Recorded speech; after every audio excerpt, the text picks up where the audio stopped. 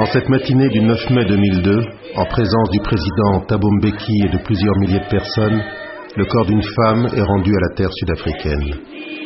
Après plus de 2 siècles d'exil, celle que l'on a appelée la Vénus Hottentote est de retour dans son pays natal.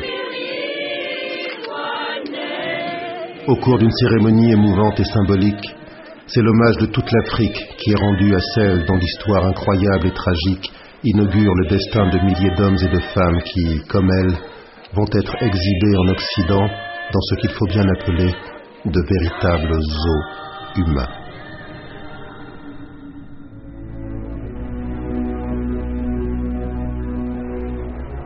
Du début du 19e siècle jusqu'à la fin des années 30, ce sont plus de 800 millions de visiteurs qui iront dans des expositions, des villages itinérants, des zoos ou dans des jardins d'acclimatation pour découvrir près de 30 000 exhibés.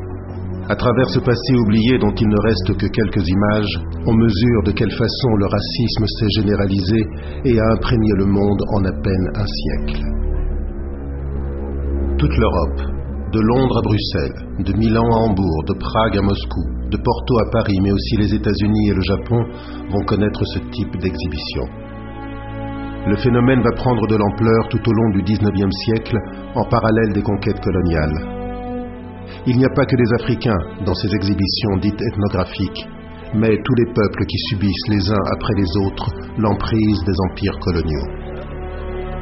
À partir de 1850, des groupes d'Indiens, de Lapons, de Bushmen, d'Aborigènes et de Zoulous seront exhibés par petits groupes dans toute l'Europe.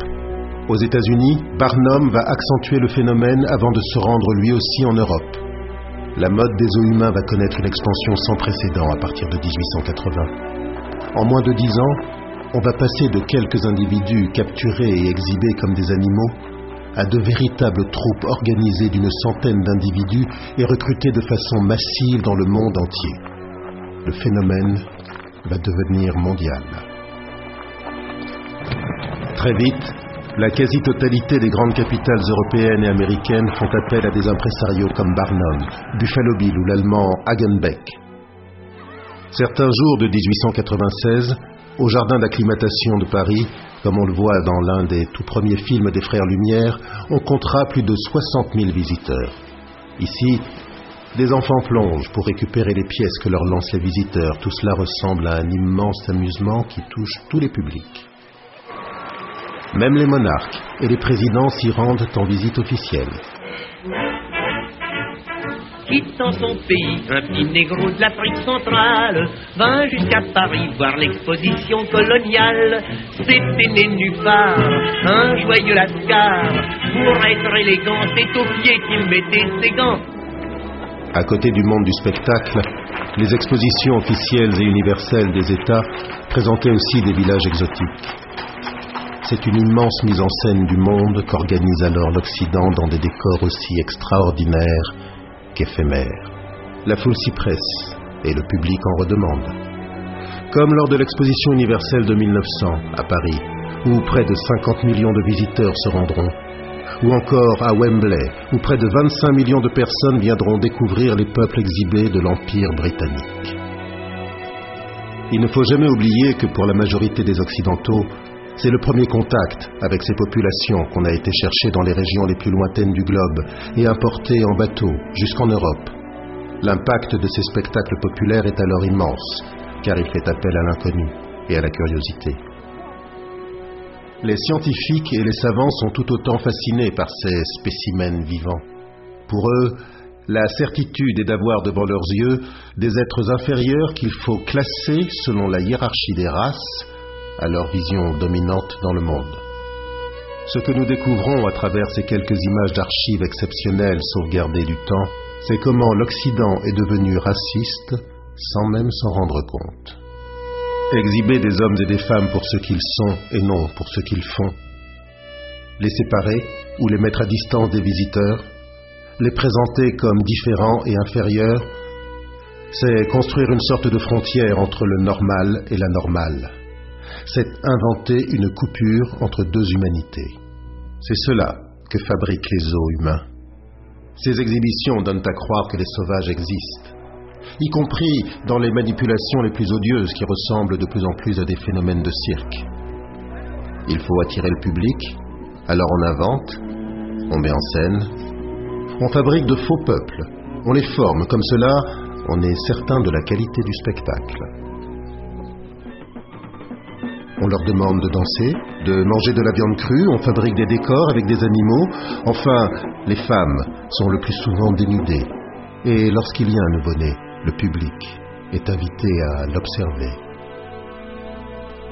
Très vite, les visiteurs pensent que le sauvage est une réalité. Ils l'ont vu.